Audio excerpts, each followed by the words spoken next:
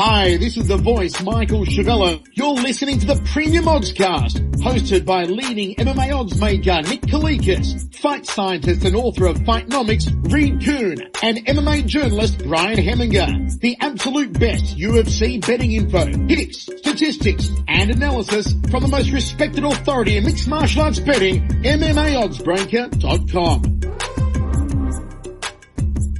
Welcome to the Premium Oddscast, presented by Five Dimes and Countermove, your home for fantasy MMA. I'm Brian Heminger, joined today by leading mixed martial arts odds maker Nick Kalikas to break down this Saturday's UFC Fight Night 64 event, which takes place in Krakow, Poland. If you're unfamiliar with our format, myself and Nick will be breaking down the fight card from top to bottom, providing extensive analysis and a pick for each fight after doing our film study for the event. Then, fight scientist Reed Kuhn will step in and offer his expansive numerical insight on all bouts with sufficient data. Today, due to how many UFC newcomers there are, Reed will only be able to contribute on one total bout.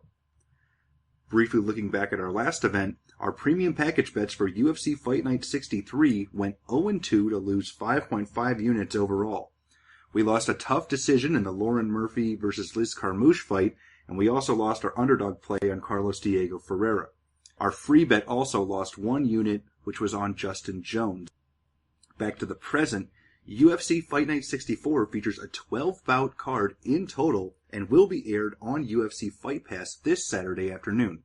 Let's dive right in. Now, kicking off the preliminary card is a featherweight contest between a pair of UFC newcomers in Taylor Lapilus, who is 8-1, and Rocky Lee, who is 3-0. Now, Nick, where did you open this fight, and how has the public shifted things so far? All lines are courtesy of our sponsor, 5dimes.eu. I did open Lapilus minus 215. The comeback on Lee plus 165. Now looking over 5 Dimes is Lapilus minus 210. The comeback on Lee is plus 175. So line margins just basically tighten up a little bit. A lot more sports books have since added the lines as well. And across the board, you're looking at around the 2-1 favorite for Lapilus out there. It's a tough fight. I mean, of course, Rocky Lee is the tough China vet. He lost in the semis by knockout, which in a fairly uneventful fight. He didn't do much in that fight as far as stand-up game goes.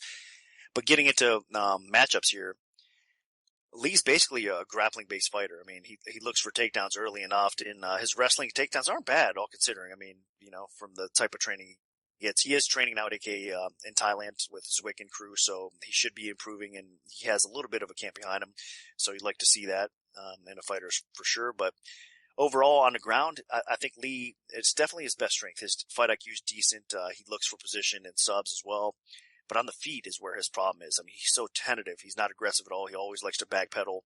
He's not really much of a threat. He just basically uses the stand-up game again, one of those fighters that looks to close the gap and just looks for takedowns. So Lee's going to want to get this fight to the floor against Lapilus because Lapilus is going to have a significant advantage on the feet. Background on Lapilus. He has competed most of his career in France. So, I mean, if you look at the French MMA rules, they're a little bit different, to say the least. So this is going to be really his first big-time experience under normal, what we consider normal MMA rules here for the UFC. I don't think it's going to matter too much here, but again, Lee is going to be looking for the takedown. So if he does get positional control, you could see some damage being done on the ground. But Lapilus is primarily a striker. Even though he has more wins by submission on his resume, and he's got some submission skill, but he's on the feet, I think, is where he excels a little bit. He's a southpaw. He's got decent boxing, decent movement overall. His takedown defense isn't really that good, but he does have a pretty decent sprawl at times, so it's kind of spotty. I mean, it depends on how you set up the takedowns against Lapilus if you're going to have success or not, honestly. And overall on the ground, he does defend pretty well, and he does manage to get back up, you know, off his back at times as well, but he prefers definitely to be in top position on the ground because he does look for some, again, positional control, ground and pound, and he also looks to take your back. He's a little bit more comfortable in those regards as well. So this is a fight where I think skill set for skill set, these guys are matching up kind of interesting, and both of them are definitely still raw in a lot of ways, and they're developing. And both of them are fairly young. I mean, I believe Lapilus is only 22 and Lee's 27. So Lapilus I expect him to be the better fighter in this spot. If he can keep off his back and not let Lee control him, he should have a lot of success. And I think he probably ends up finding a spot where he finishes Lee along the way as well. So I think it's Lapless' fight to win or lose here in this spot. Lee's going to be game. He's going to be aggressive looking for those takedowns, but I think Lapless is going to do enough to fend him off and win this fight. So my official pick is going to be on Lapless here. Fun fact, Taylor Lapless was actually supposed to make his UFC debut on short notice last year against Dennis Seaver, but the Finnish Athletic Commission deemed him unsuitable as an opponent and actually pulled him from the fight. So this is why he's making his UFC debut now against a tough China fighter. Lapless, as Nick mentioned, trains out of France, fights out of France, and they do have the different rules where they don't allow ground and pound. And to me, that actually could be a big factor in this fight because Lapless' takedown defense is atrocious. Jay Primetown does all these newcomer scouting reports, and he is the first UFC newcomer that has ever been given an F grade in anything, and it's an F in takedown defense. So I thought that was very interesting, and I agree, his takedown defense is very bad. He's really only able to stuff telegraph takedown attempts when somebody shoots in, he can sprawl. But that's about it. Every other time somebody gets in on him, he's going down. And to me, that's actually very important because in France they don't allow ground and pound, and Lapless is very comfortable off his back. He does a lot of really interesting things, and it's stuff that I don't think he'd be able to pull off if his opponent was allowed to start just bashing him in the face with punches and elbows. And if Rocky Lee is able to close the distance and drag Lapless to the ground, I think Lapless could get in a bit of trouble if he starts getting swarmed with punches because Lee does use a lot of ground and pound to set up his eventual submission attempts. So I'm a bit concerned in that department. Now, overall, though, on the feet, Lapless is definitely the better fighter. He doesn't have a lot of power overall, but he's a pretty solid technical striker. He has good footwork. He's quick on the feet. He's comfortable there, and that's the complete opposite of Lee. Lee has pretty much zero stand-up skill whatsoever. In his fight on the semifinals of The Ultimate Fighter, he actually got warned by the referee because neither guy was doing anything on the feet. And then the second they started to, he got blasted in the face and then got knocked out. Now, on the ground, Lapless does have a bit of a tricky ground game. He relies on some sweeps off of his back. He has pretty much zero takedown ability overall in wrestling, but he can get some sweeps. He can reverse positions. So if it goes to the ground, maybe Lapless can get something going, but I think he wants to keep this fight standing because that's where by far his biggest advantage is. Nick mentioned his training partners. He works with some pretty good guys. Christian Mpumbu, the former Bellator champ, his brother Damian is a Cage Warriors champ. He definitely is working with some pretty good guys. So I expect him to be prepared, but I don't expect his takedown defense to be prepared. And even though he is the better overall, more well-rounded fighter, I can see Rocky Lee getting him to the ground and staying on top position and actually pulling this one out. I think his lack of takedown defense could be his Achilles heel here. So I'm going to go out on a limb and pick Rocky Lee. Now moving on and up to the lightweight division, we have Marcin Bandel, who is 13-3, taking on Stevie Ray, who is 16-5. Now, Nick, what's the MMA odds maker's perspective on this one? I opened Ray minus 190, the comeback on Bandel plus 150, and right now looking over 5 dimes, it's Ray minus 170, the comeback is plus 150. So again, another spot where there hasn't been a whole lot of action coming in, lines margins just kind of tightened up, and it looks like it's about ballpark there again, 170, 175-ish across the board there at the sports books. It's tough because Bandel, I mean, he does have a pretty solid submission game, no doubt about it. I mean, he's dangerous on the ground. When he gets the fight to the floor, he's one of these guys that looks for a ton of leg locks, tons of submission. He's primarily a grappler, obviously. On the feet, he has a little bit of power. He tends to be a little bit aggressive, but he's a little sloppy, and he's not very technical. So for me, I don't know. I don't think Bandel is as good as everybody thought he was coming in to his debut, his UFC debut, which he got KO'd by Tysonov, which isn't necessarily a bad loss. Tysonov could do that to a lot of people. I understand that. But still, I think there's always been a little bit too much respect on Bandel. I know he trains, obviously, in Poland, but also at Drysdale's BJJ in Vegas as well. So he's coming out of a camp that has phenomenal jiu-jitsu training, no doubt about it, and training partners in that aspect. So, I mean, no doubt he's going to be a threat in most cases on the ground. But he tends to fade. So he's pretty much your one-trick pony that if he doesn't have success, doesn't get the fight to the floor, doesn't start working his submission game, he starts to fade bad enough where he can get finished himself. And I think that's probably what we're going to see here against Ray. Ray is a Cage Warriors veteran, obviously. He's a former Cage Warrior lightweight champion, and he's faced some solid competition. I have a ton of respect for the Cage Warriors organization and the fighters that they've produced and they've brought over to the UFC. They've all been pretty much quality, and especially for the Euro scene out there, they're the place to fight, definitely, outside of the UFC, in my opinion. A great organization.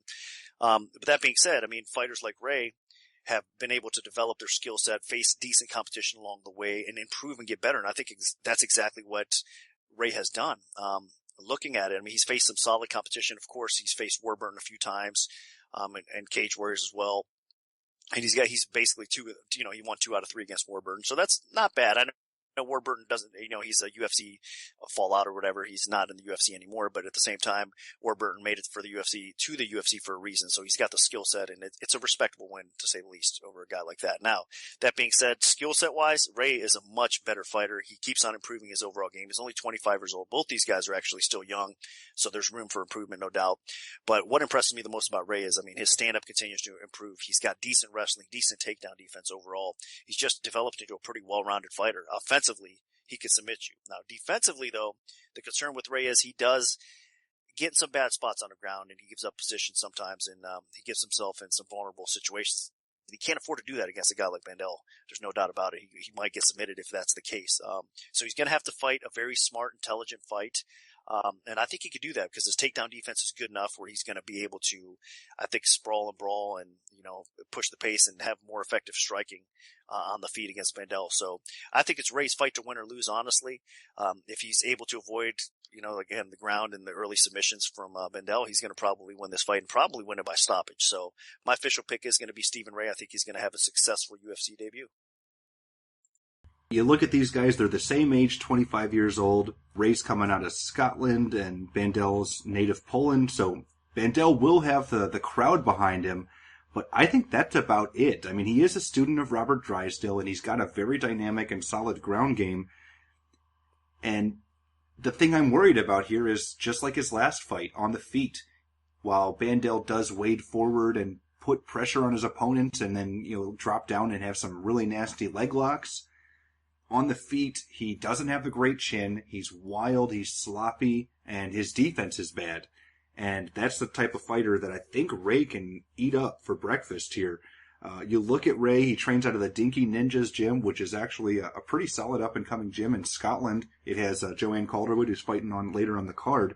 And Ray has some very good striking. He has some heavy left body kicks with power. He has some heavy left hooks. He is a southpaw. I think that's going to be difficult for Bandel to deal with already. And then you factor in that Bandel's not a good striker in the first place, that Ray is probably going to connect with something solid unless Bandel can drag this to the ground immediately. I mean, you looked at Bandel and Mirbek Taisimov really blasted him good, and that's just a scary situation here because Ray has just as much power as Taisimov. One thing that is a concern with Ray, though, is a lot of his game, I would say about half of it, sometimes he'll shoot in for takedowns and get top position. I don't think he wants to go to the ground at all against Bandel. Submission defense is a concern for Ray. He has been tapped in just about every one of his career losses. So against a guy like Bandel, if he goes to the ground, he could get himself in trouble. But Bandel doesn't have much offensive wrestling. So also with Ray, he's at his best in open space. Where he can set up his strikes with some feints and really start connecting. I mean, that's what happened in the fight against Carl Warburton, the rematch. One thing you also have to be concerned about is Ray doesn't fight very well while moving backwards. He can be pressured, and that is a bit of the style that Bandel has when he's striking to try to close the distance. So Ray's going to have to use his footwork well and avoid getting pressured into the fence to set up a potential takedown. But overall, I think Stevie Ray's going to make a successful UFC debut here. And even though he is a relatively short notice replacement, this is a terrific opportunity for him. And this is a fight that's actually picture perfect, made for him to come in and have some success. Now dropping down to the women's strawweight division, we have Izabela Badurek, who is 5-2, taking on Alexandra Albu, who is 1-0. Now, Nick, where did you open this fight, and how has the public shifted things so far? Tricky fight, to say the least here. Albu is minus 125. Well, the opener was minus 125 for Albu. Badurek, minus 115. So virtually a pick 'em with a slight lean towards Albu. Albu is the more popular fighter, no doubt about it. And she's definitely has some skill. I mean, there's not a whole lot of footage out there, and you could do a lot of research on this fight and get pretty much a decent feel for Albu, but at the same time, I mean, until we see her perform, especially at this level in the UFC, time and time again, it's going to really be hard to get a good gauge on how, she excels or how good she really is, to be honest with you. But that being said, she's a pretty good fighter, and she's a pretty good athlete. I mean, there's lots of hype coming in. I mean, she's recognized to be an attractive Russian prospect. I mean, she's appealing to the eyes, and at the same time has some skill. She's a former bodybuilder. Her background though is in karate and judo, and she's been training in Thailand, doing sharpening up her Muay Thai skills as well. And that's kind of her background. A lot of people don't consider her much of a ground fighter, but if you look, I mean, she does have some ground skill as well. So she's developing into a well-rounded fighter overall. I know officially she's listed as round 1-0. I know there's 5-0 out there as well, but again, there's not just a ton of footage out there to see get a clear view on her. But from what I've seen, she's really aggressive on the feet, throws powerful strikes, punches and kicks. Has a pretty good clinch game as well. She's got that killer instinct, which you like to see as well. And she has some impressive judo throws for takedowns and looks solid as far as top position and ground and pound. And she does tend to look for subs. So she has the skill set overall that she's developing. She's training the right way, I think, and trying to become a complete MMA fighter. But Badurek, on the other hand, you could say a lot of similar things about her. I mean, she's popular in Poland. She's a brown belt in judo and karate. Jiu-jitsu wise, she's around blue belt level, which, I mean, sometimes that could be above and beyond that. So it all really depends on the person. But overall, if you look at her resume, she has more experience in MMA, but her resume is extremely weak. She's beaten a lot of fighters that are really not up to par at all. So, I mean, even though she has more official fights than Albu, I really think that it doesn't mean as much, especially considering how low level the competition is. So these girls are both still very raw, still developing, very young as well. But back to Badurek a little bit. She is a young, talented Polish prospect, no doubt about it. She's strong for the strawweight division. She's going to be, because both these ladies are actually cutting down to strawweight for this fight. They've been fighting higher up, so this is going to be interesting. They both should have some strength and size if they make the weight cut properly. For Badurek, I think her boxing is really not that smooth. She's almost uncomfortable at times on the feet, especially defensively. Her clinch work is a little better than her striking overall. And she does look for takedowns from the clinch as well. Now on the ground, she's pretty smart, looks for position, looks for ground and pound, and looks for subs. So I think her best attribute by far is on the ground. And if Albu makes a mistake, if they start tangling up on the ground a little bit, I think you give the slight advantage to Badurek there, because I think that's where she excels at. But make no mistake, on the feet, I do give the advantage to Albu. I think she's going to be able to push a higher pace. She's going to land the more effective strikes. Her defense tends to be a little bit better. And overall, she's a better athlete. So I got to lean with, right now, overall, the betting has gone Albu's way. It's minus 175, plus 155 for Badurek. So more support coming in on the more popular fighter, the more hyped fighter. And I think she is the better fighter. So I can understand some of the early movement coming in for Albu in this spot. And I think she is probably going to get the W here. But again, as far as how confident you can be in this fight, I don't care what you say, nobody can be extremely confident in this spot. No way. But I do think that there is more of an upside to Albu, and I think she's going to perform relatively well and get the W here. So my pick is going to be Albu. The thing Nick mentioned about Badurek's record, yeah, she's 5-2, and he mentioned that her opponents were really bad. He didn't explain just how bad they were. Every single opponent that she beat in her 5 wins had never scored a victory. They're either 0-1 or 0-2 or 0-3 or whatever. She's never beaten somebody that's actually won a fight. And even worse, the 2 people she lost to have no official wins on their record other than to her. So, I mean, she has scraped the bottom of the barrel in all of her mixed martial arts wins. And these were fights at 135, 145. So she's dropping down a good solid 20 pounds to make this strawweight debut. And I don't know if she's going to be able to make it. So that'll be very interesting. With Albu, she's spent most of her career in the 135, whether she was doing the fitness modeling, the bodybuilding, the competing as a Thai boxer, or also in her one professional mixed martial arts fight. So, but I think with Albu, she has a lot more muscle that she could drop down. So it'll be a little bit of an easier cut. Overall, though, you look at skills, and they both actually have similar backgrounds with judo and karate. But in terms of who's the better pure athlete, you gotta favor Albu. She is much more smooth in the cage in terms of striking and transitions. And from watching the film, Badurek, she definitely is very uncomfortable on the feet. She just tries to close the distance, get it to the ground, whether from top position or bottom, and then she just looks for submissions.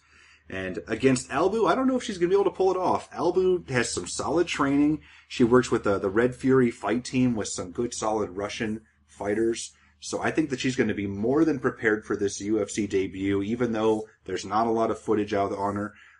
Basically, I had to watch a lot of sparring and training videos just to see what she'd look like. And she looks crisp overall. And in the one video of her one fight, again, that was an 0-1 opponent whose only loss was to Albu, at least officially. And in that video, she did look really good. She looked smooth. Her ground game looked good, which was the most important thing, because there's tons of videos of her training her striking and moving around the cage, but there's very little in terms of her actual ground game. But her ground game did look pretty fluid in that video, so we'll see what happens. There's a lot of uncertainty with this fight. So Badurek will have the crowd behind her because obviously she is from Poland, but I think in terms of pure skills, yeah, you gotta favor Albu. I understand why she's the favorite here, and it is going to be a concern because both are dropping a lot of weight to make their UFC debuts. So I wouldn't be surprised if one of them misses weight, especially if it's Badurek. But overall, my pick is going to be Alexandra Albu. I think that she just is the better overall fighter and the better athlete. So we'll see what happens on Fight Time, but my pick is Albu. Now moving all the way up to the heavyweight division, we have Daniel Omielanczuk, who is 16-4, taking on Anthony Hamilton, who is 13-4. Now, Nick, what's the MMA odds maker's perspective on this one? I opened Omielanczuk minus 140. The comeback on Hamilton, even money. Omielanczuk is now minus 165. The comeback on Hamilton is plus 145. So slightly more action coming in on Omielanczuk here in this spot. I think it's going to be an interesting fight to say the least. Both these guys are heavyweights. Obviously, we know what they bring to the table. I personally feel like Omielanczuk is the better fighter overall. I think he's a better striker on the feet. I think he's got a little bit more capable knockout power. I know Hamilton has more knockouts on his resume, but I think the first attack of Omielanczuk is actually a little bit better. I mean, he mixes things up really well. And again, with the speed comes a little bit of power. He's developing his overall game. I think even on the ground, he's a little bit better in pure jiu-jitsu wise. Now, that being said, that's going to be the problem in this fight. I think Hamilton does have some power, so if he lands on the feet, he can definitely do some damage. I mean, he even has a head kick knockout on his resume as well, so you can't ever count the guy out. But that being said, on the feet, I think is where he lacks, because defensively, Hamilton is awful. He's slow. He's very hittable for sure. His chin is has always been a little bit suspect. So he's going to want to take this fight to the floor and do what he does best against a guy like Ruben Potts. Get the fight to the floor, get positional control, drop some bombs on him, and try to get the W that way. So that's going to be his game plan, no doubt about it. Omielanczuk is going to try to, fend off the takedowns and again, do some damage on the feet in this spot. A lot of people are going to look at Omielanczuk's fight against Rochel and say, okay, Rochel was able to control him, take him down, and win the fight that way. Hamilton should be able to do the same thing. That's true in a lot of ways, but I'm not so sure that Hamilton, even though he has decent wrestling, and he's a big physical guy, I don't think his wrestling is up to par with Rochel, obviously, as well. So I think he's going to struggle getting the takedowns in this spot. And when he does, I think Omielanczuk is going to actually be able to tee off a little bit and probably get the knockout win here. So the overall skill set definitely favors Omielanczuk. He's going to have to avoid the biggest weakness in this spot, staying off his back and not letting Hamilton drop some bombs and ground and pound on him. If he's able to do that, he's going to win the fight more times than not. Of course, he's the hometown guy here as well. So there's going to be a lot of fan support, and really more times than not, he should get the W here. So my official pick is going to be Omielanczuk. I think he's actually a pretty solid heavyweight, a little bit better than everybody thinks in this spot, and I think he's going to come away with the win. You look at Omielanczuk, and he does bring in a lot more of a dynamic game than Hamilton, especially on the feet. Hamilton is going to be the bigger, stronger guy, but with that size and strength advantage, he also brings in some disadvantages. He's going to be slower. He's much more lumbering. He's going to be a lot easier to hit. And overall, I think that Omielanczuk is going to have a really good chance to knock Hamilton out if this fight stays standing for extended periods of time. Now, Hamilton can occasionally throw a head kick. That's how he won the MFC title. But overall, Omielanczuk is the much more dynamic striker. Omielanczuk stands southpaw, which should be a nice little advantage for him. And he mixes up kicks very well in combination when he's striking. His UFC debut, he looked terrific against Nandor Gelmino, although he did slow down a little bit. And the big problem with Omielanczuk overall is he can get stuck on his back. Even though he does have a pretty good ground game, and he has some submission ability, and he can transition with Kimuras and stuff, I think if he gets stuck on his back against Hamilton, he could get himself in a bit of trouble. I mean, that's how he lost his last fight against Jared Rosholt. But overall, Hamilton is not Jared Rosholt. He does not have that wrestling pedigree. He's just more big. So, as long as Omielanczuk can use good footwork, avoid getting pressured into the fence, then you're going to see him really get off with some big combinations, land some good strikes. He has some crisp left hands, and those kicks are going to add up. He throws them to the body, he throws them to the head, he throws them to the legs, mainly to the body and legs, and they're going to do some serious damage. If Hamilton can get on top position, he's got a chance, but I mean, he only lasted 33 seconds in his last fight against Todd Duffy, and I think he lasts longer than that against Omielanczuk, but at some point in this fight, Omielanczuk's going to connect with something solid, and I think Hamilton's going to go down. So my pick is Daniel Omielanczuk. Now dropping all the way down to the featherweight division, we have Damian Stasiak, who is 8-2, taking on Yaotzin Meza, who is 20-9. Now, Nick, where did you open this fight, and how has the public shifted things so far? I opened Stasiak minus 140, the comeback on Meza, even money. Right now, looking over the line at 5 times, it is Stasiak minus 130, the comeback on Meza is plus 110. So again, line tightened up a little bit. Not a ton of action coming in on this fight either. I think there's a lot of unknowns about Stasiak mainly out there that probably people don't trust yet. But if you look into the footage and you do your homework on this guy, he's actually not too bad.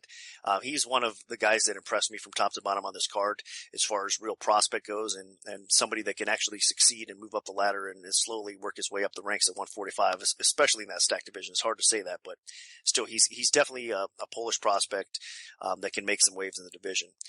I think his overall game is pretty impressive, honestly.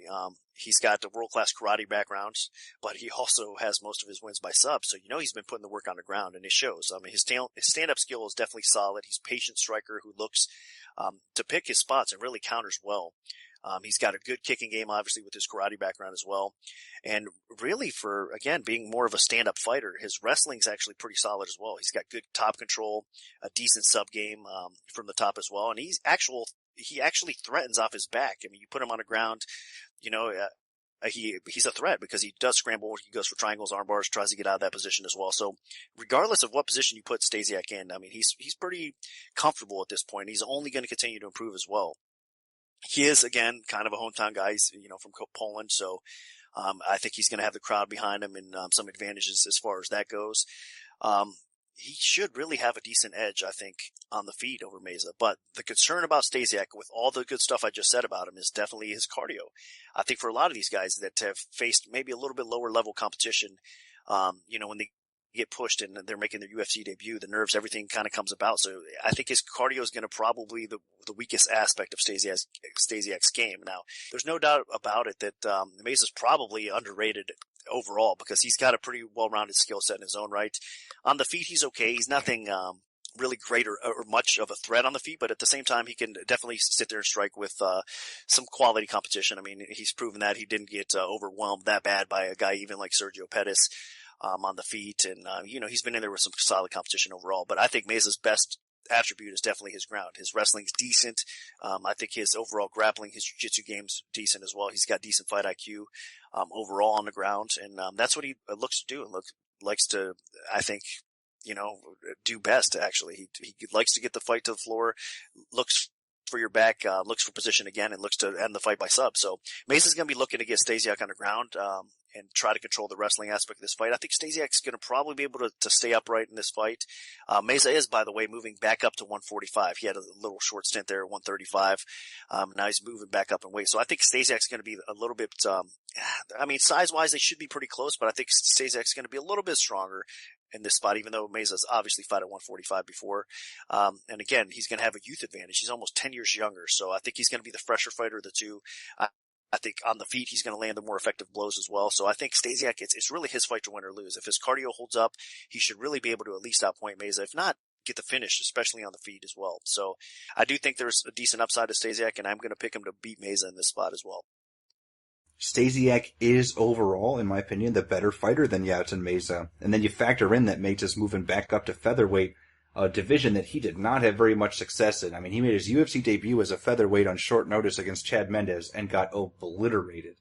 So I don't know really why he's moving back up. He had a little bit of success at bantamweight at least. He's at least scored a win or two. And granted, he did lose his last two, but they were against some pretty tough opponents. And this time around, I just don't see it happening. Stasiak is a very solid overall fighter. He has that karate base. He was a 2014 Euro Cup karate champion. And his striking, while it's pretty good, it's overall unexceptional, mainly because when he faces opponents that put pressure on him, he has a little bit of trouble dealing with that. Doesn't like moving backwards. He needs some open space to really get things going. And in his one of his main career losses to Magomed Magomedov, he did get pressured a lot. He got taken down, and he was a little too comfortable being stuck on his back, too. So that's one concern here is if Meza's able to get takedowns and be heavy on top and grind this out, maybe Meza could pull this out. But Meza does not have that good of overall wrestling, and I don't think his top position's that heavy.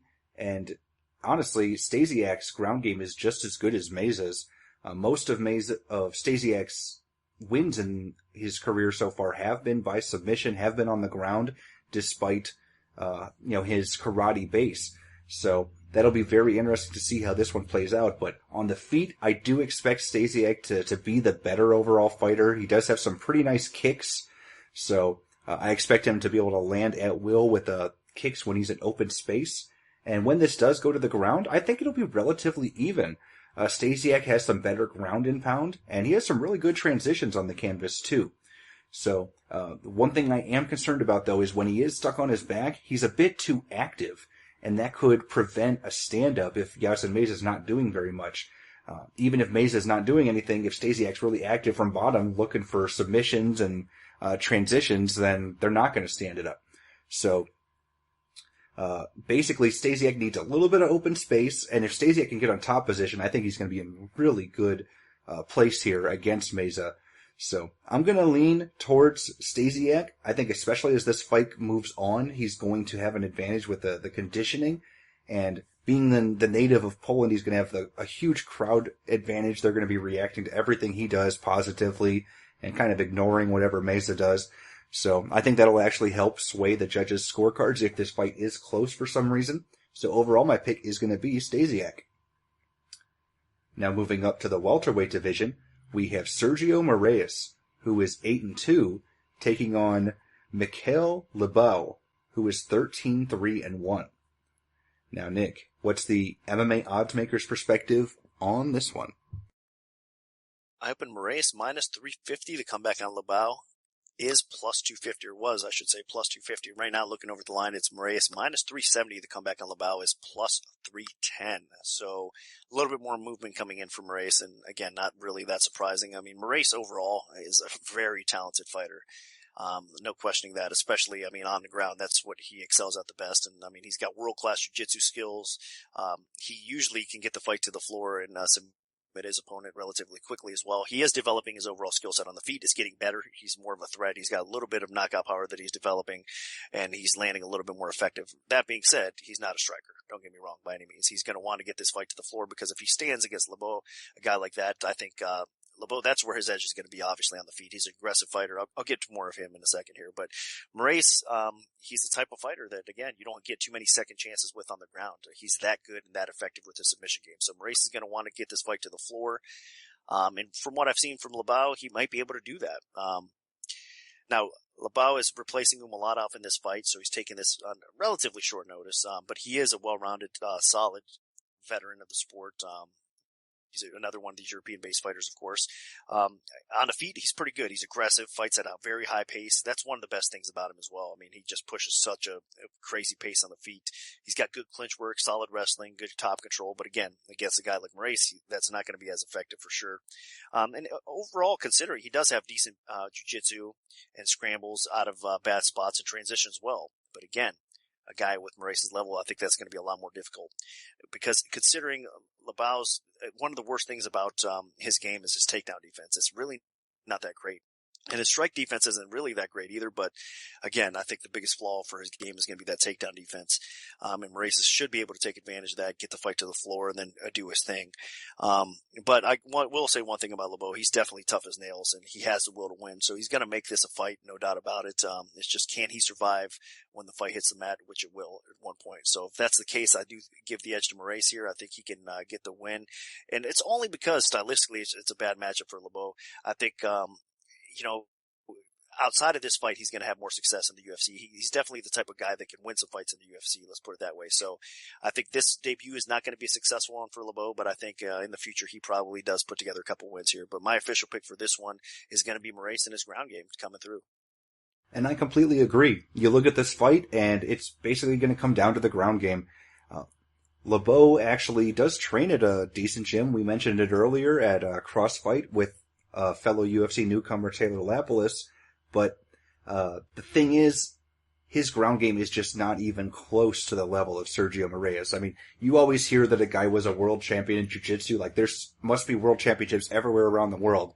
But Sergio Moraes is a legit world champion jiu-jitsu player. This guy is phenomenal on the canvas. He is so slick when he gets the fight to the ground.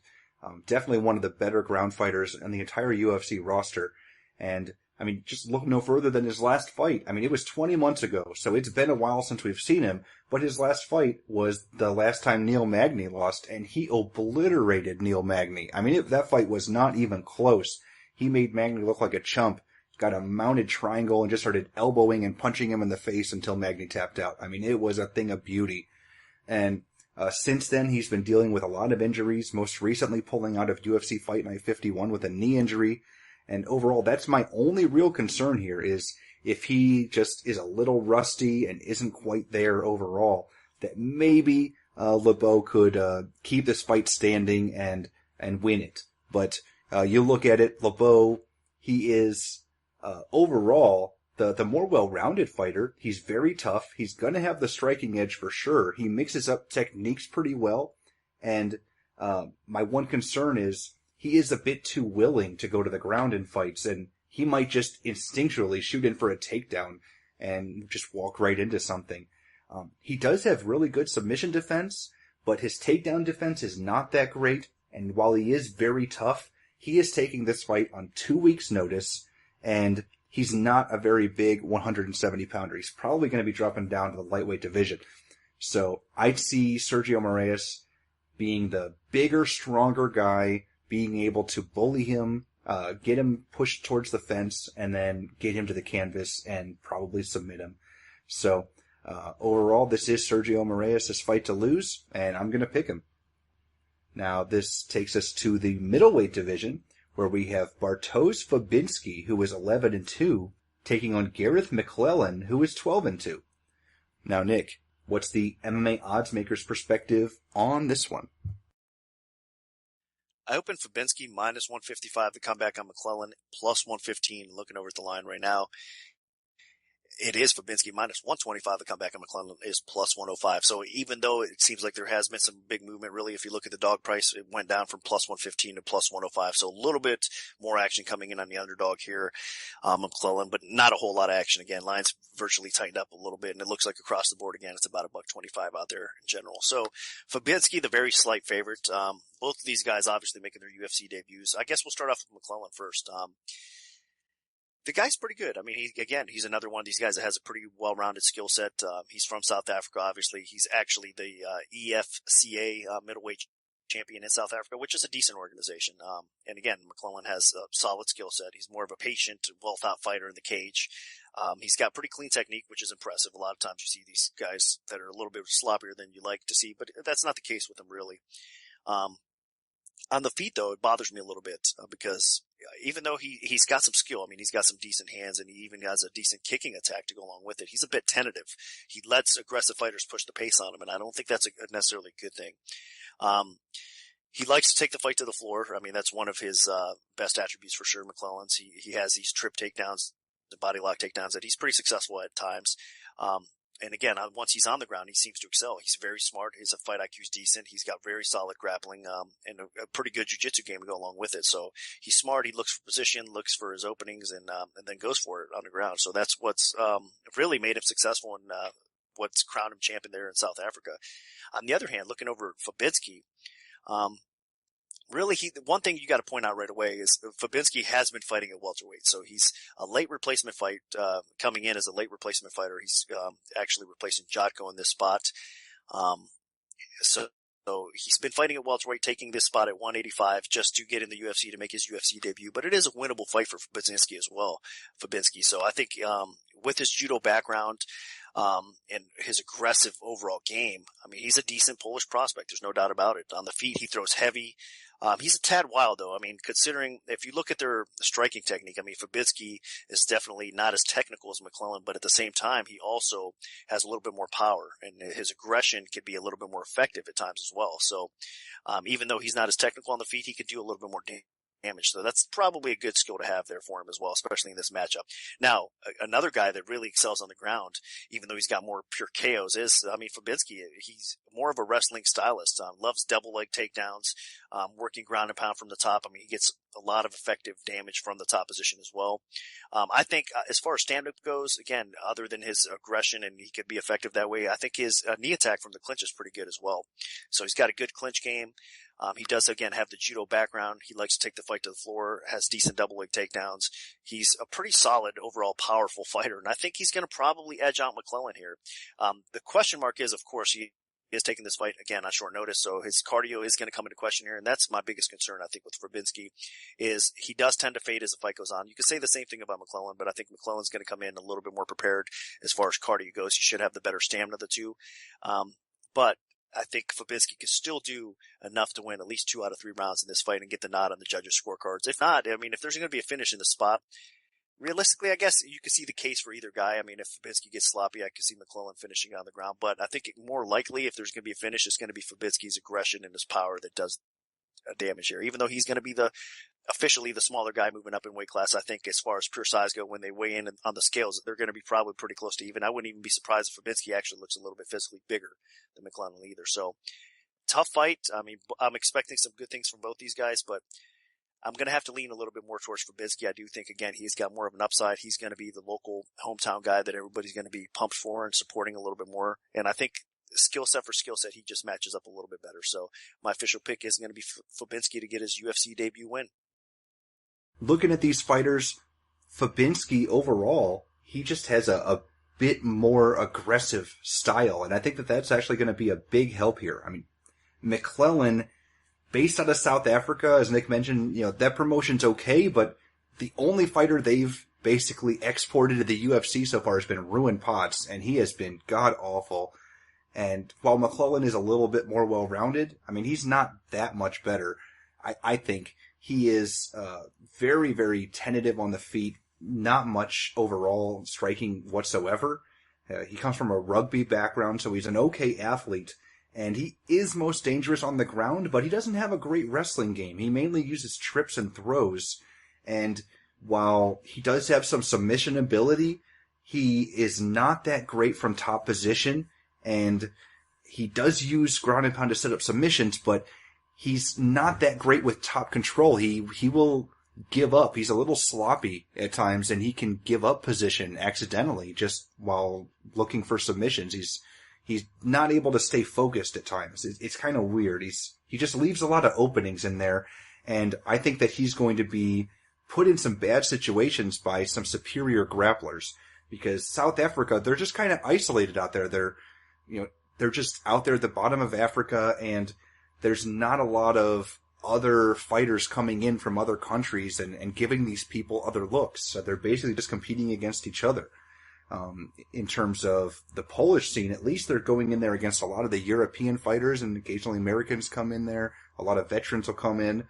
KSW is a really good promotion. So I think that Fabinski's definitely had a better opportunity to expand his game. And while Fabinski is a 170-pounder naturally, he's the same height as McLellan. He's not going to be at much of a size disadvantage whatsoever.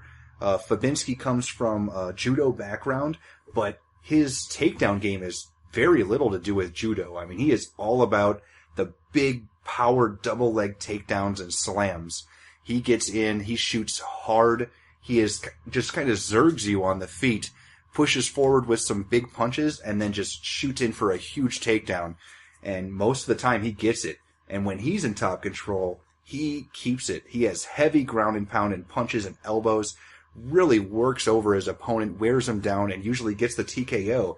I mean, pretty much all of his wins in his career so far are TKO stoppages or decisions. He basically just completely dominates once he gets on top of his opponent. One of his only losses is to Marcin Bandel, so that is a concern if McLellan has a great ground game, a better one than what looks like on tape, that maybe he could pull something off on the ground, but I think that Fabinski is actually going to be in pretty good position here to do some damage. If he gets on top, then he's going to really, really hurt McLellan, who is a little too comfortable on the ground and especially off of his back. So I'm going to pick Fabinski as well. I think he's going to be supported by that hometown crowd. I think he's going to drop some serious punishment on McLellan. So my pick is Fabinski. Now the final bout of the preliminary card is a welterweight contest between Seth Baczynski, who is 19-12, and Leon Edwards, who is 8-2. Now, Nick, what's the MMA odds maker's perspective on this one? Man, this is a doozy for sure. I opened Edwards -130 to come back on Baczynski -110.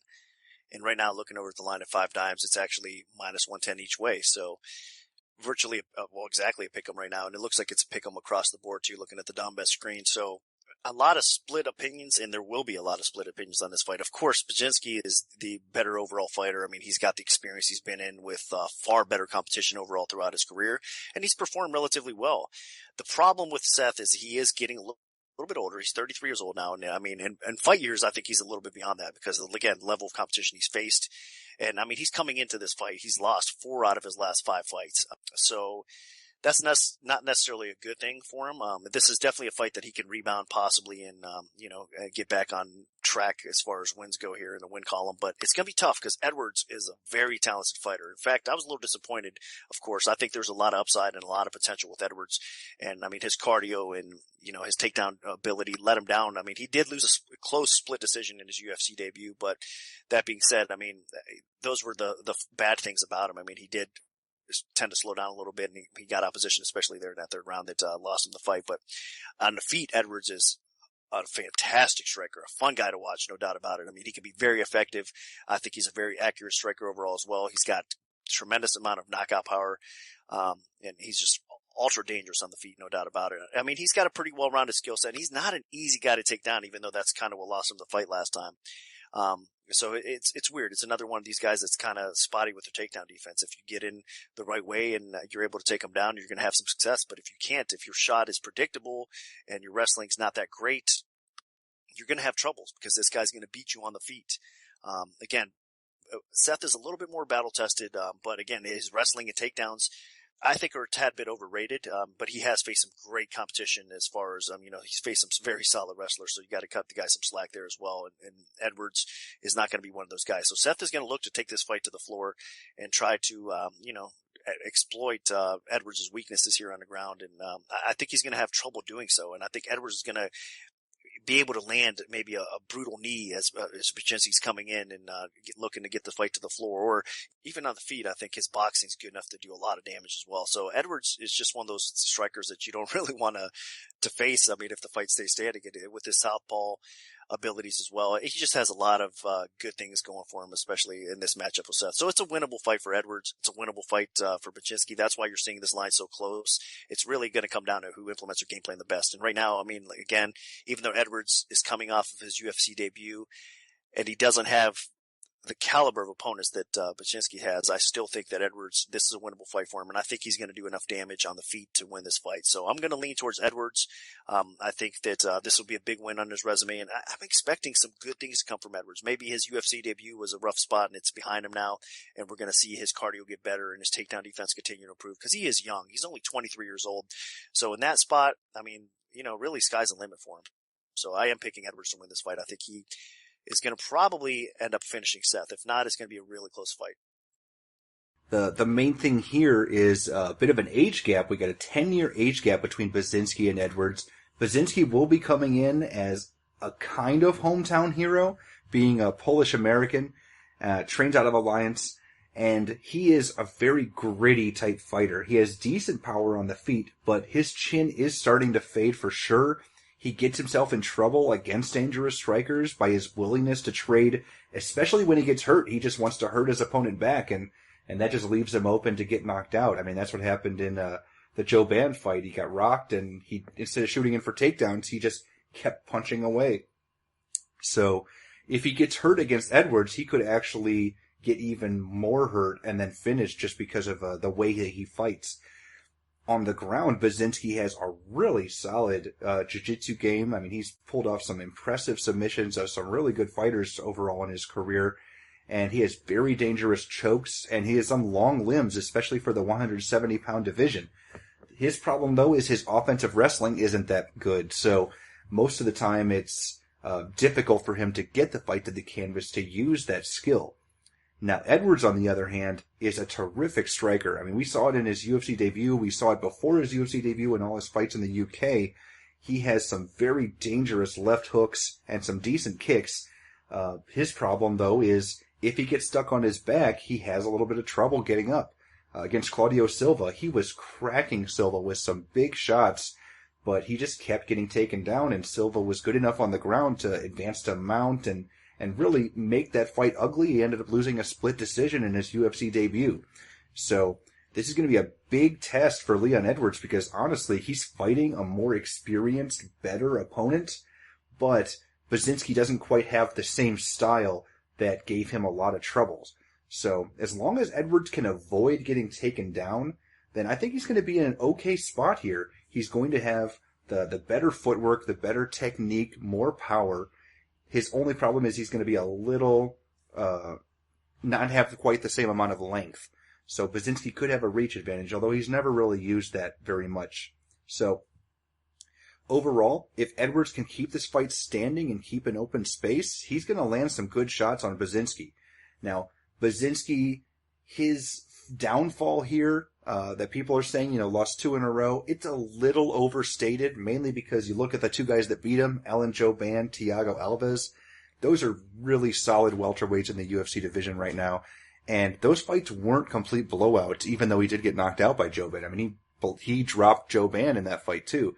So I think that Baczynski's going to be competitive in this fight, even if it stands on the feet, but if it does stay standing, Edwards should be able to walk away with a decision or a knockout. So my pick is going to be Leon Edwards. Now, kicking off the main card, we have a women's strawweight contest between Joanne Calderwood, who is 9-0, and Maryna Moroz, who is 5-0. Now, Nick, where did you open this fight, and how has the public shifted things so far? Well, not a big surprise. I opened Calderwood as a decent favorite, minus 565 to come back on Moroz, plus 375.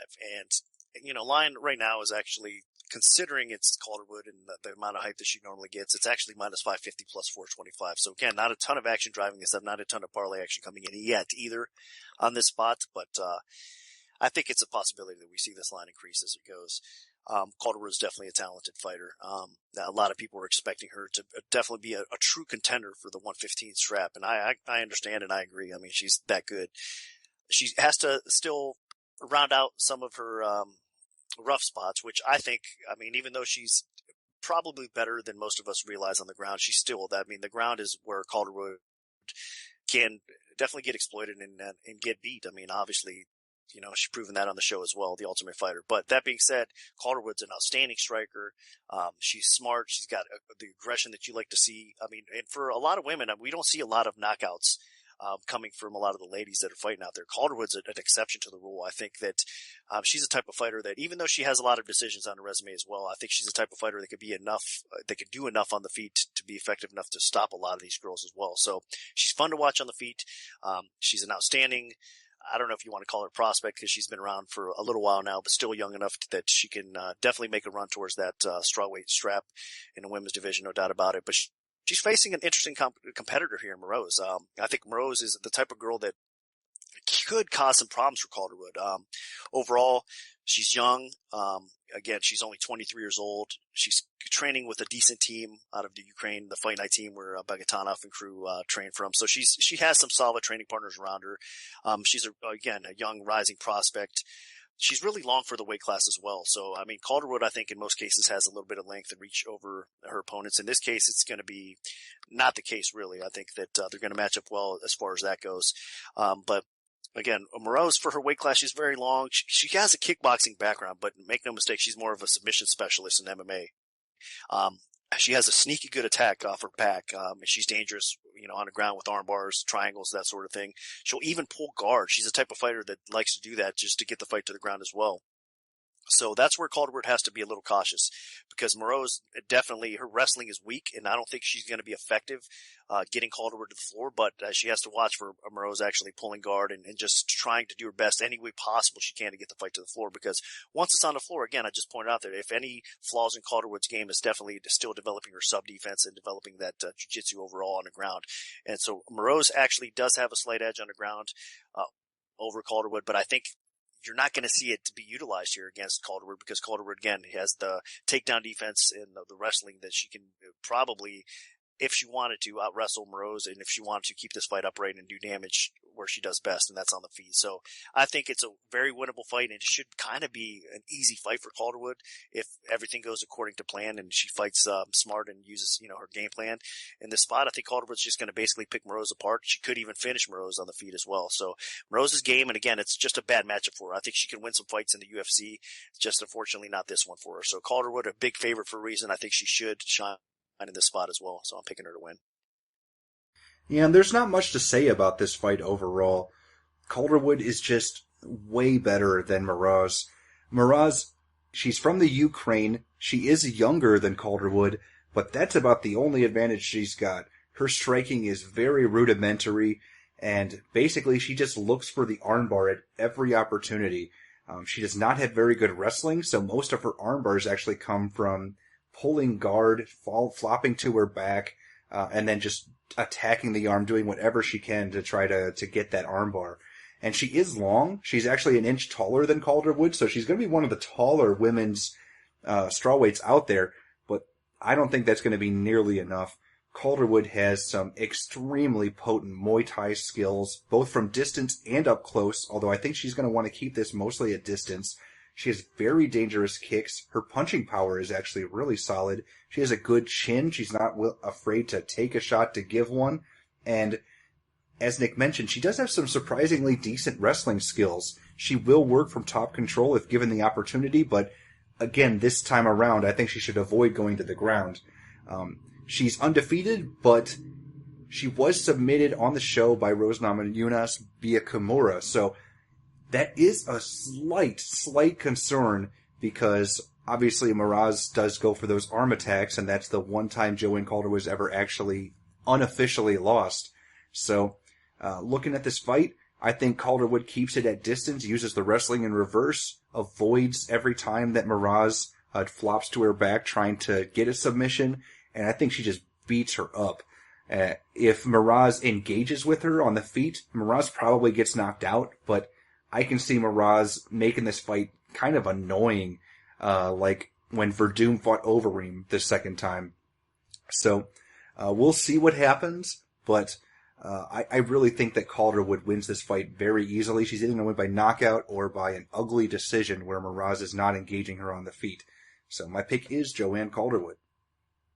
Now moving up to the welterweight division, we have Pawel Pawlak, who is 10-1, taking on Sheldon Westcott, who is 9-2-1. Now, Nick, what's the MMA odds maker's perspective on this one? I opened Westcott -160, the comeback on Pawlak +120, and right now over at Dimes, it is Westcott increasing a little bit. He's at -190, comeback on Pawlak is +165. I lean towards Westcott as well. I mean, honestly, in my opinion, Pawlak is one of these guys that there was a little bit too much hype around him. Again, he's from Poland, so I know he's going to have fan support, and I'm expecting to see a better fighter than we did in his UFC debut, that's for sure. I expect that because, I mean, like, again, there's been so much hype. I mean, he was an undefeated fighter before his loss to Sabota coming in, and a lot of people thought that he could, make some waves and some noise in the 170 division. It hasn't been the case for him, really. And if you look at his footage, I was never really impressed with him. I mean, he's, again, faced kind of lower level competition at times, and he's known to be a striker, this pretty nasty striker Pawlak is, and it's just not there for me. I mean, I don't think he throws enough combinations on the feet. I think that he depends on that left hand way too much. I think he's predictable and hittable on the feet as well. So there's a lot of things not to like about Pawlak here in this fight. Now, overall, I mean, he looks definitely to, try to be, I guess, aggressive. He does walk forward at times, but again, he's not effective enough with his combination. So he just kind of picks that one shot and tends to start off a little bit slow and gets a little bit more active as the fight goes. But I think his takedown defense is questionable. I think, again, he's had low-level competition throughout his career. And I think what he's going to come into problems with this fight is Westcott. His wrestling is a little bit underrated. Obviously, Westcott is the type of guy that you don't want to fiddle with on around too much. That's what he excels at. I mean, he was an Ultimate Fighter finalist at 185, of course, losing to Teodoro. So Westcott is definitely game. I mean, he made it to that point for a reason because his ground game, he just excels. So he's an aggressive fighter. Westcott is a talented grappler. He hasn't fought really since the finale, so it's going to be about a year since he's been out, which is a little bit concerning, I guess. But that being said, I mean, he's coming back down to his weight class of 170, which I think it's going to do him good. He really belongs at welterweight. He doesn't belong up fighting at 185 for sure. So Westcott, his wrestling, his skill set overall is going to be too much for Pawlak. I think he's going to get the fight to the ground, and once it's on the ground, I mean, obviously, Westcott can get the submission. He's very effective with the submission game, but he can actually just grind it out as well. If any flaws from Westcott, it's definitely his conditioning, his cardio. That's always seems to be an issue, even fights that he wins. I mean, so that's not necessarily a good thing. If Pawlak's going to win this fight, he's going to want to try to basically just survive and outlast him, and maybe he can steal round 2 and 3, especially in his hometown. But that's going to be a hard spot to do because Westcott should be in top control, even if that's the case. So overall, again, I just haven't been that impressed with Pawlak. I think that Westcott does have a little bit more upside. I think he's a very talented fighter, and this should be a fight he wins. If his cardio is at least decent, he should win this fight. So there are some question marks about Westcott, but I think that in this case, in this spot against Pawlak, he should win the fight more times than not. So my official pick is Westcott. Westcott and Pawlak have similar things that happened. They got a little bit of hype and then crashed and burned in their UFC debuts. Westcott was a competitor on Tough Nations. He looked really good on the show, actually was stomping everybody that he faced. But then when he faced Elias Theodorou, Theodorou was just way too big and strong for him and just completely wore him down after that initial surge, weathered that early storm. This time around, from reading about what Westcott's been doing the last year, he has really been focusing on his conditioning. He wants to never be in a situation like that again where he just felt powerless after running out of steam so quickly. And we'll see if it pays off. Obviously, he's going to need it against Pawlak, who is the slightly younger fighter, who is more of a striker, and is a bit dangerous. I mean, Pawlak, his hero is Mike Tyson. I don't know why they keep trying to compare the two, Pawlak's really only ever been able to knock out and destroy fighters on the regional scene that were pretty much cans. In his UFC debut, I mean, he made Peter Sabata look like a world beater. So we'll see what happens this time around. But, man, I think Westcott does have him just about everywhere, except maybe pure striking technique. But even there, Westcott is the better athlete. And I think that Westcott probably is able to get this fight to the ground and really beat Pawlak up on the canvas and potentially submit him. I think he can really overwhelm him there with some good elbows and top control. So we'll see what happens. Both guys actually have pulled out of recent fights. Westcott pulled out of a fight in August due to a staph infection, and Pawlak actually pulled out of a fight in November as well. So we'll see how they recover from their injuries. Pawlak will have the crowd behind him in Poland, but I don't know if it's going to be enough. He just isn't nearly as good as the hype train was behind him when he entered the UFC with a 10-0 record. And I think that as long as Westcott avoids completely gassing very quickly in this fight, he should be in a good spot. He either gets an early finish or he holds on and wins a decision. The only way Pawlak wins this fight to me is if Westcott completely runs out of steam and gets finished. But I don't think that's going to happen. I think Westcott learned his lesson and he's going to come in here the smarter, better, stronger fighter. So my pick is Sheldon Westcott. Now this brings us to the co-main event of the evening. We have a light heavyweight contest between Jan Blachowicz, who is 18-3, and Jimi Manuwa, who is 14-1. Now, Nick, where did you open this fight, and how has the public shifted things so far? I opened Manuwa -125, the comeback on Blachowicz -115, and the action has come in on Manuwa. It's now -155, the comeback on Blachowicz is +135, so more support coming in on Manuwa. The guy is definitely a talented fighter, no doubt about it. I mean, on the feet, the guy is ultra dangerous. That's where he excels at. Most of his wins, obviously, has come by knockout. The guy, just everything about him. I mean, he throws with intent and throws with, knockout power, no doubt about it. His kicks, his hands, everything. But defensively, he is a little bit flawed.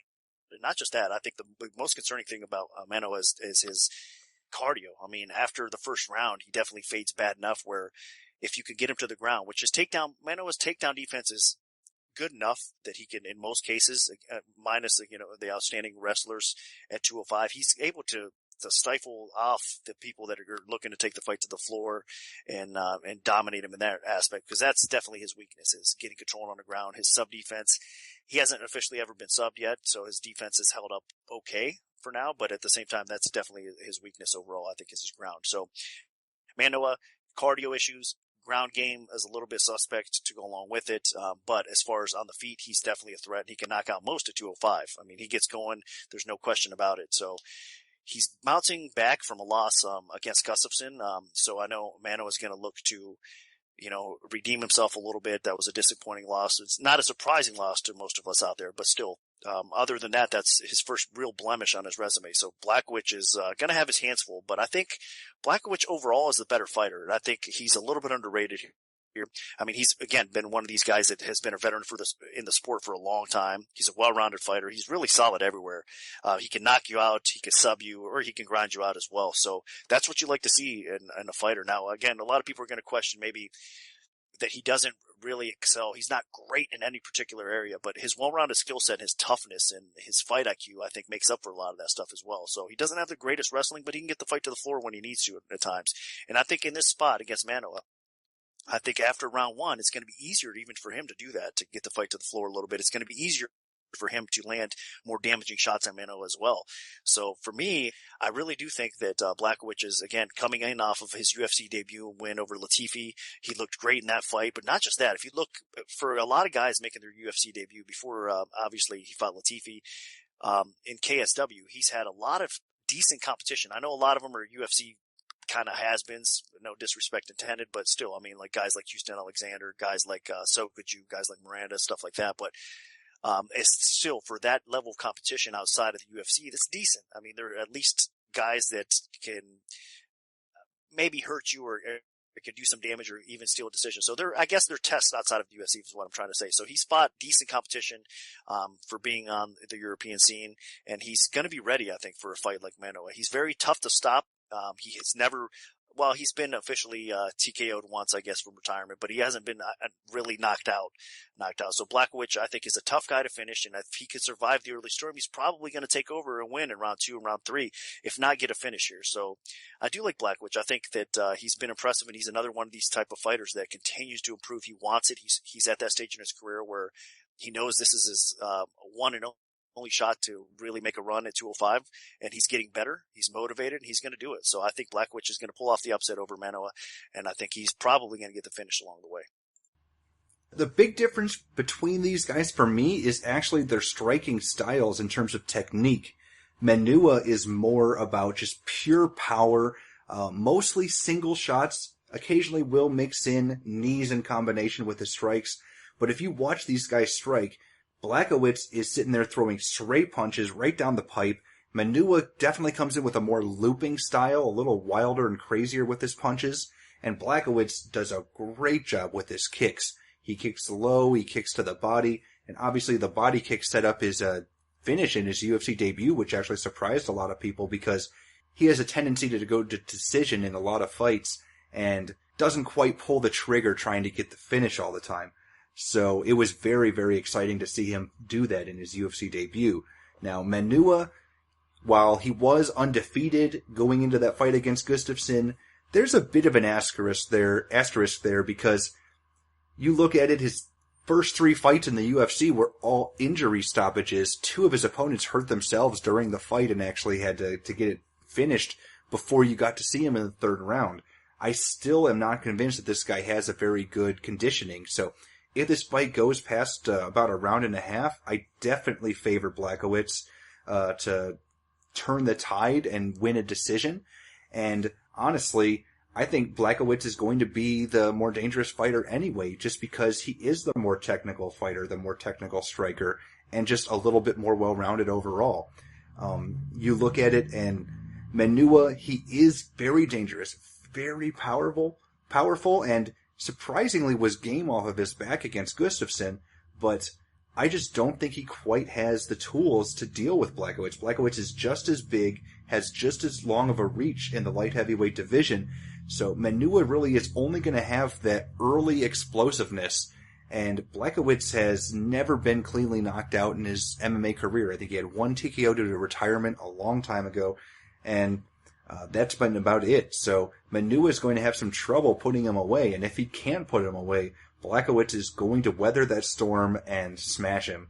So I think Blachowicz makes a statement here, just leaps right into contendership because the light heavyweight division has a real dearth of challengers right now, and Blachowicz is going to be my winner, at least in terms of my pick. Now this brings us to the main event of the evening. It is a heavyweight contest featuring a rematch of Gabriel Gonzaga, who is 16-9 overall, taking on Mirko Filipovic, who is 30-11-2 with 1 no contest. Now, Nick, what's the MMA odds maker's perspective on this one? I opened Gonzaga minus 155, the comeback on Mirko plus 115, and right now it's minus 170 for Gonzaga. The comeback on Mirko is plus 150, so more action coming in for Gonzaga, and I'm not really that surprised by it. I mean, considering what he did in the first fight, he ended up, of course, pulling off the upset with that cat kick KO over Mirko. Since that time, both of the fighters obviously have aged a little bit.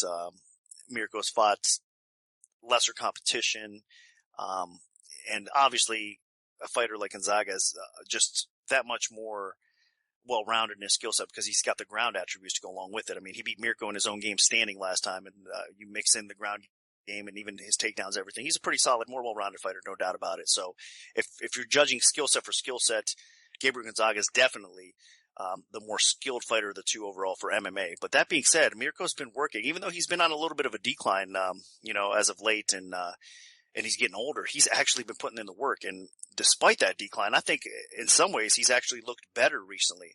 If you look, he's been active in kickboxing, and he's fared pretty well in the kickboxing realm as well. He's been putting in work, and even with the MMA, you could tell his takedown defense is getting a little bit better. His overall submission defense, I know was recently subbed, but his submission defense is improving a little bit as well. And his cardio seems to be getting a little bit better too. So I'm impressed. I think he's been putting in the work. He has the hunger to prove that he's still relevant, in MMA or kickboxing. So obviously the UFC bringing him in at this point of his career, one of the main issues was keeping him out of Bellator. That's one of the reasons they did this. We all know this.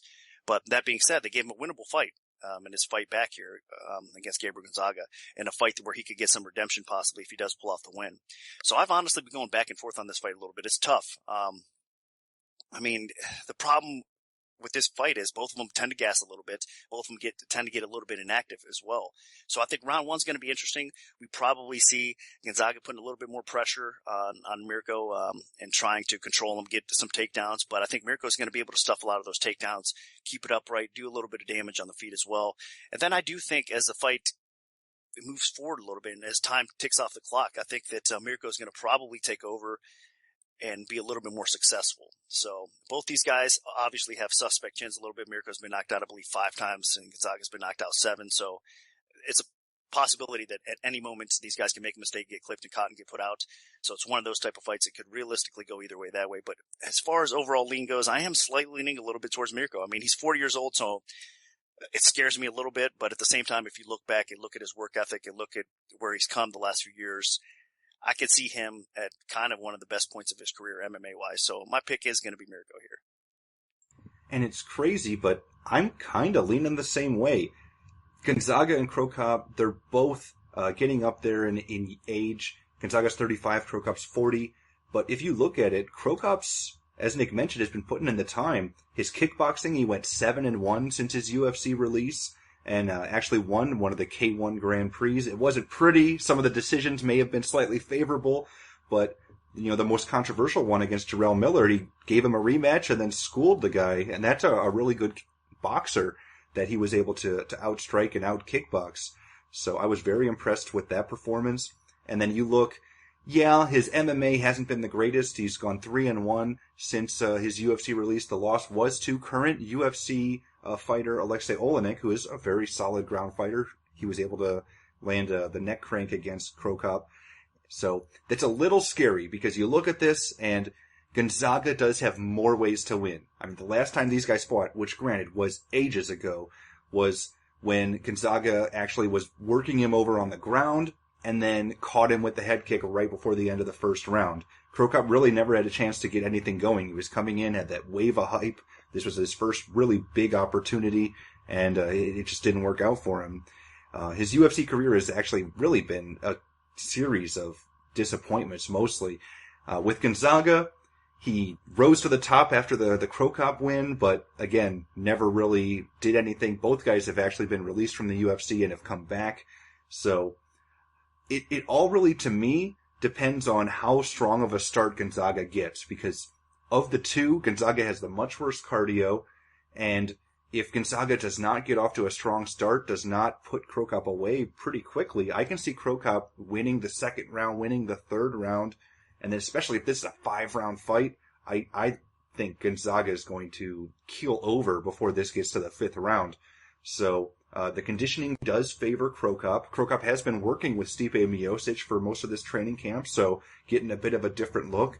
And I find this fight very interesting. So, and you look at what Cro Cop's been doing, bringing in Stipe, and what's Gabriel Gonzaga doing? Exact same thing he's been doing his entire career. Big fish, little pond, training in Massachusetts, where he's the top guy at his gym. Like, he's just not getting any better.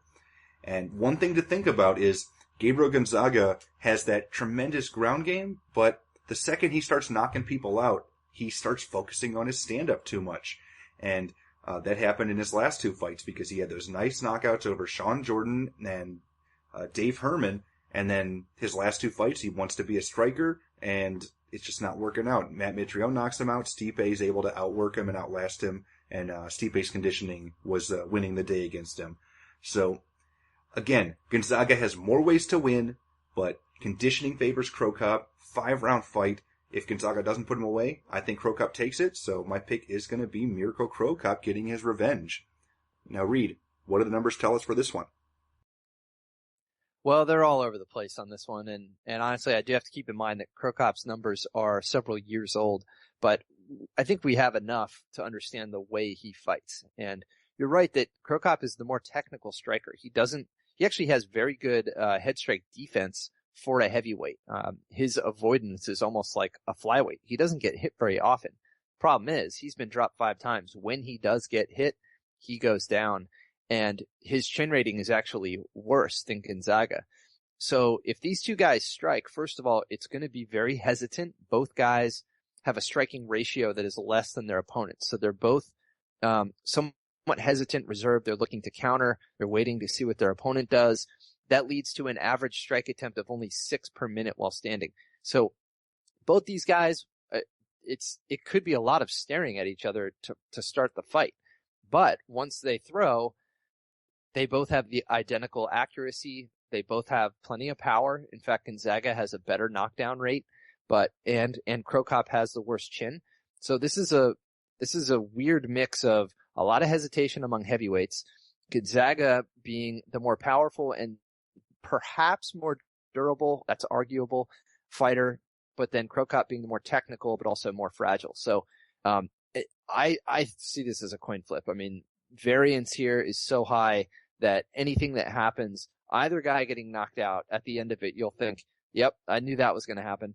But then Gonzaga does have the ground game, and he used it in their first fight all those years ago. He actually landed a takedown. He beat Krokop up on the ground. When they got back up, there was a lot of leg kicks, and then Gonzaga landed the head kick. So I think he is clearly the more versatile guy. He has submissions. He has takedowns.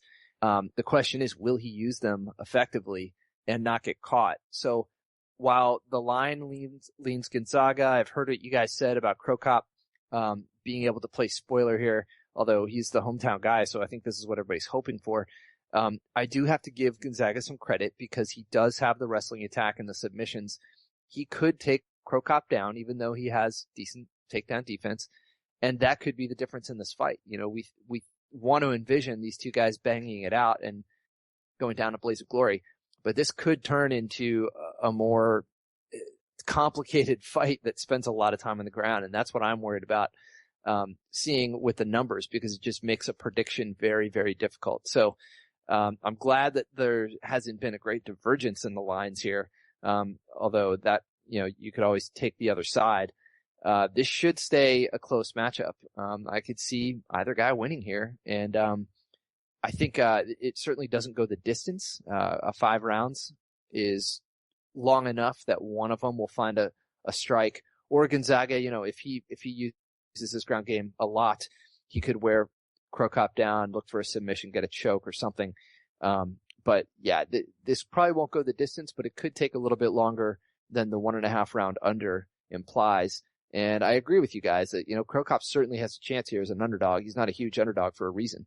So, I don't know what we're going to see in this main event, but I do expect someone to get finished. So that'll do it for our full event breakdown for UFC Fight Night 64. Part 2 of the Premium Oddscast featuring our premium bets will be out Friday afternoon following the weigh-ins. So stay tuned for that if you're an MMA Oddsbreaker Premium member. If you'd like to become a premium member, just go to MMAOddsbreaker.com at the homepage and you can sign up at the top right corner. If we have a free play to give out, make sure to follow at MMAOB Premium on Twitter, because that's where we'll post them first. We can also notify you of our free bets via email if you prefer that method. Just send an email to picks@MMAOddsbreaker.com and we'll add you to our free bet mailing list.